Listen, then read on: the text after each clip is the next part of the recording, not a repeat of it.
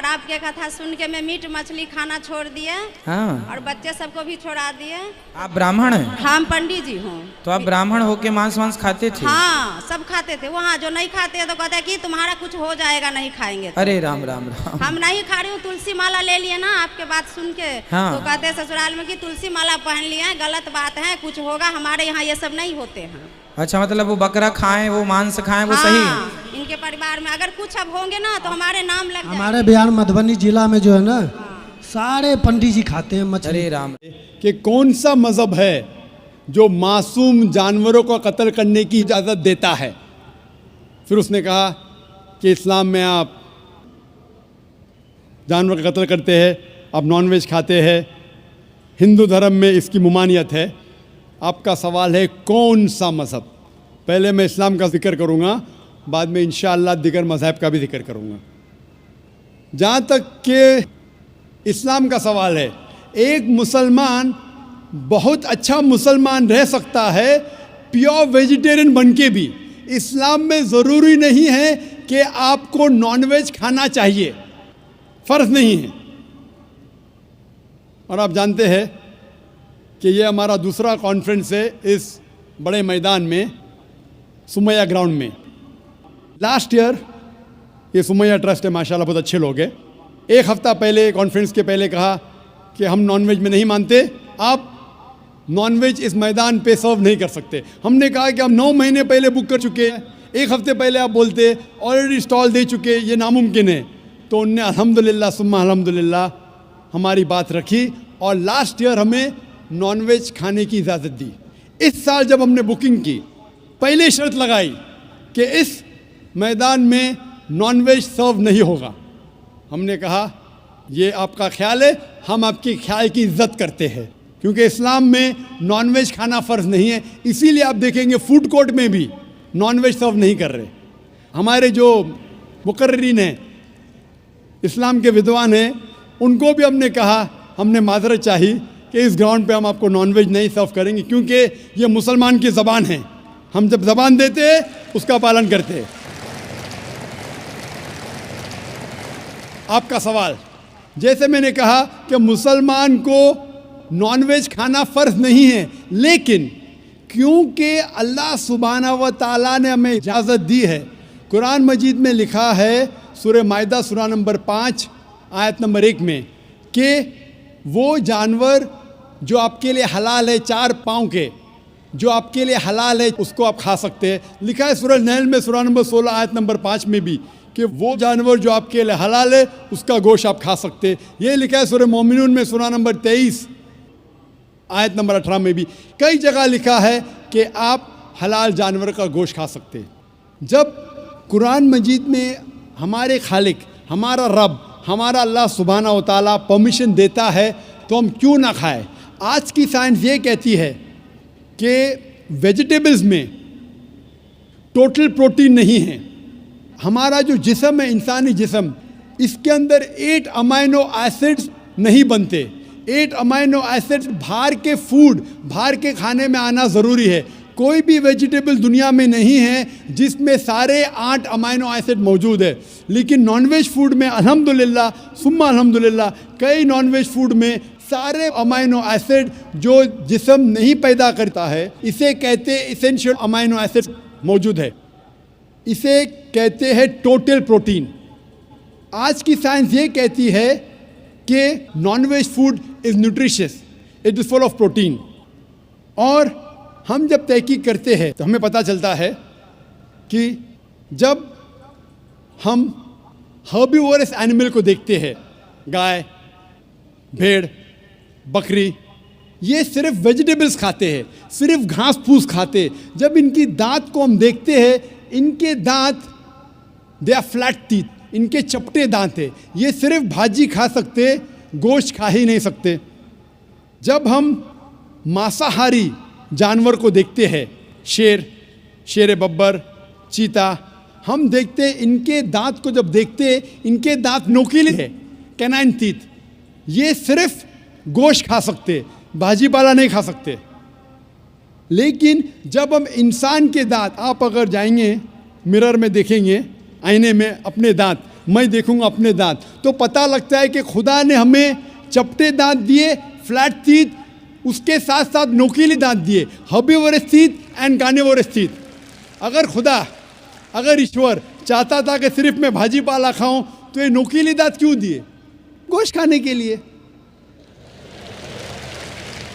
आज की साइंस कहती है डाइजेस्टिव सिस्टम जो है, जो शाकाहारी जानवर के डाइजेस्टिव सिस्टम है, वो सिर्फ वेजिटेबल्स डाइजेस्ट कर सकते हैं, भाजी पाला, गोश्त को डाइजेस्ट नहीं कर सकते। लेकिन जो कार्निवोरस एनिमल्स है, कार्निवोरस जानवर है, लायन, टाइगर, लेपर्ड, वो सिर्फ गोश्त को डाइजेस्ट कर सकते, भाजी पाला डाइजेस्ट नहीं कर सकते। इंसान का डाइजेस्टिव सिस्टम है, इसमें स्मॉल इंटेस्टाइन है, इसमें लार्ज इंटेस्टाइन है। ये भाजी पाला भी डाइजेस्ट कर सकती है, गोश्त भी डाइजेस्ट कर सकती है। अगर खुदा चाहते थे कि सिर्फ हम भाजी पाला खाए तो नॉनवेज फ्लैश डाइजेस्ट करने का डाइजेस्टिव सिस्टम क्यों दिया? क्योंकि हम फ्लैश खा सके, गोश्त खा सके। बहुत से गैर मुसलमानों को ये गलत फहमी है कि उनके मज़हब में गोश्त खाना हराम है, और कई हिंदू समझते हैं कि उनके मज़हब में लिखा है कि गोश्त खाना हराम है। और आपने कहा कि हमारे धर्म में गोश्त खाना हराम है। भाई साहब, आपको आपके धर्म का इल्म कम है, इसीलिए मैं कहता हूँ कि हिंदुइज़्म जानने के लिए हिंदू की तरफ मत देखिए, हिंदू ग्रंथ का मुताला कीजिए। जब आप हिंदू ग्रंथ का मुताला करते हैं, लिखा है मनुस्मृति में चैप्टर नंबर 5 श्लोक नंबर 30 में, उसमें लिखा है कि ईश्वर ने कुछ जानवर बनाए खाने के लिए और कुछ जानवर को खा जाने के लिए। God has created some animals to eat and some to be eaten. अगर आप उस जानवर को खाते हैं जिन जानवर को खुदा ने बनाया है खा जाने के लिए, तो आप गुनाह नहीं कर रहे। If you are eating the animals who God has created to be eaten, you are not doing a sin. आगे जब पढ़ते लिखा है मनुस्मृति में चैप्टर नंबर 5 में, अध्याय नंबर 5 में, मंत्र नंबर 40 में, कि खुदा ने कुछ जानवर बनाए हैं कुर्बानी के लिए। अगर आप कुर्बानी में जानवर का कत्ल करते हैं तो आप गुनाह नहीं करते। आगे लिखा है मनुस्मृति में चैप्टर नंबर 5 मंत्र नंबर 41 में कि जानवर का कत्ल करना, जो जानवर खाने के लिए बनाए गए हैं, वो गुनाह नहीं है।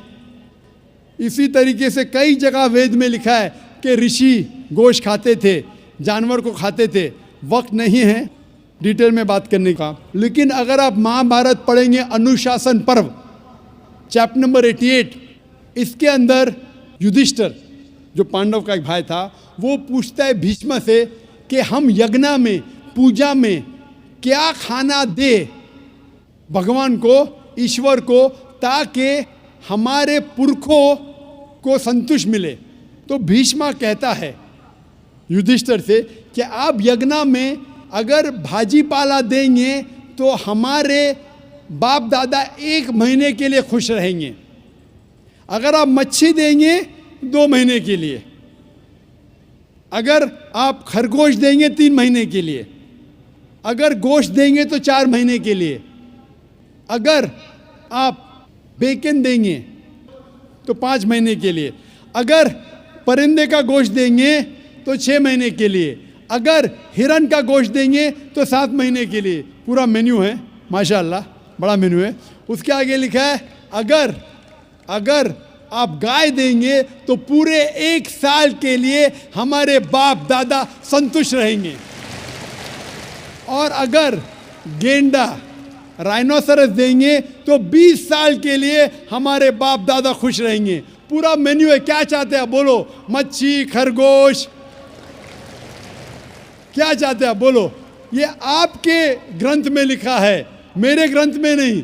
हमारे ग्रंथ में सब चीज़ खाने की इजाज़त नहीं, सिर्फ वो चीज़ जो हमारे लिए हलाल है।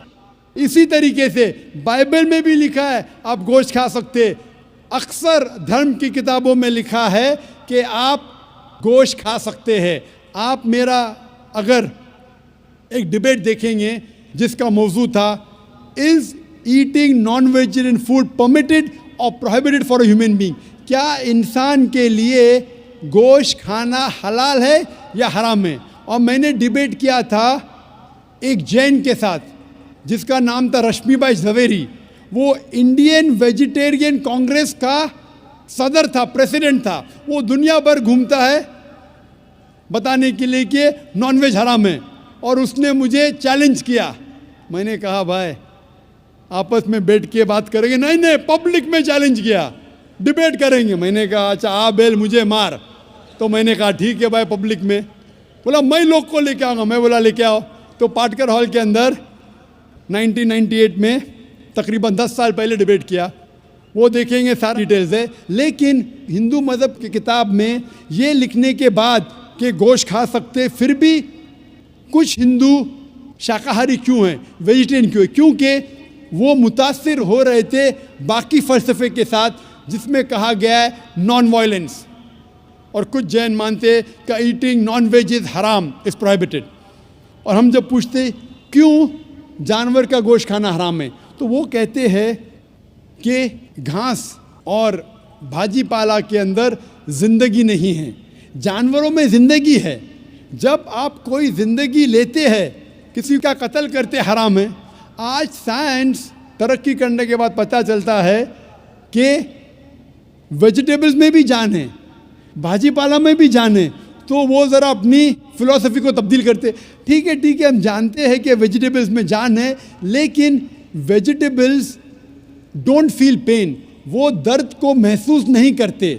जानवर दर्द को महसूस करते, इसीलिए वेजिटेबल्स खाना गुनाह नहीं है, जानवर को खाना गुनाह है। अभी साइंस तरक्की करने के बाद हमें पता लगता है कि वेजिटेबल्स को भी दर्द होता है, लेकिन ये दर्द इंसान को सुनाई नहीं देता। वेजिटेबल्स भी अफसोस करते हैं, वेजिटेबल्स भी रोते हैं, लेकिन हमें सुनाई नहीं देता। तो अभी उनका फ़लसफ़ा बदल गया। वो कहते हैं अच्छा ठीक है, हम मानते हैं कि वेजिटेबल्स में जान है, वेजिटेबल्स को दर्द महसूस होता है, लेकिन वेजिटेबल के पास तकरीबन 3 सेंसेस है, जानवर के पास 5 सेंसेस है। इसीलिए जानवरों की जान लेना बड़ा गुनाह है बनिस्बत वेजिटेबल्स की। मैं कहता हूँ सिर्फ डिबेट के तौर पे, argument, for sake of argument, मैं आपकी बात मानता हूँ। क्या वेजिटेबल्स के 3 सेंसेस है और जानवर के 5 सेंसेस है? मैं उस शख्स से सवाल करता हूँ कि मान लो आपका छोटा भाई गूंगा और बहरा पैदा होता है, वो सुन नहीं सकता है, बोल नहीं सकता। जब वो बड़ा होता है तो एक इंसान आपके छोटे भाई का कत्ल करता है, क्या आप जाके जज से कहेंगे मी लॉर्ड इस कातिल को कम सज़ा दो क्योंकि मेरे भाई के पास 2 सेंसेस कम थे, वो सुन भी नहीं सकता था और बोल भी नहीं सकता था? आप उल्टा कहेंगे मी लॉर्ड जज इस कातिल को डबल पनिशमेंट दो, डबल सजा दो, वो तो मेरा भाई मासूम था, बेचारा सुन भी नहीं सकता था और बोल भी नहीं सकता था। इस्लाम में 2 सेंसेस कम या ज़्यादा के वजह से कोई खाना हराम या हलाल नहीं होता है। जो चीज़ आपके लिए तैयब है वो आप खा सकते हैं। इसी तरीके से कई वजह। लेकिन अगर कोई नॉन मुस्लिम मुझसे ये कहता है कि मैं वेजिटेरियन हूँ, मुझे कोई गिला शिकवा नहीं, आपको नॉनवेज पसंद नहीं है आप मत खाइए, लेकिन कोई नॉन मुस्लिम, कोई गैर मुसलमान, कोई हिंदू मुझसे कहता है कि आप जानवरों का कत्ल करते हैं वो गुनाह है, तो मैं उनसे कहता हूँ इस बात को मैं तस्लीम नहीं करता हूँ। आप अगर गोश्त नहीं खाना चाहते हैं, मैं आपसे खुश हूँ।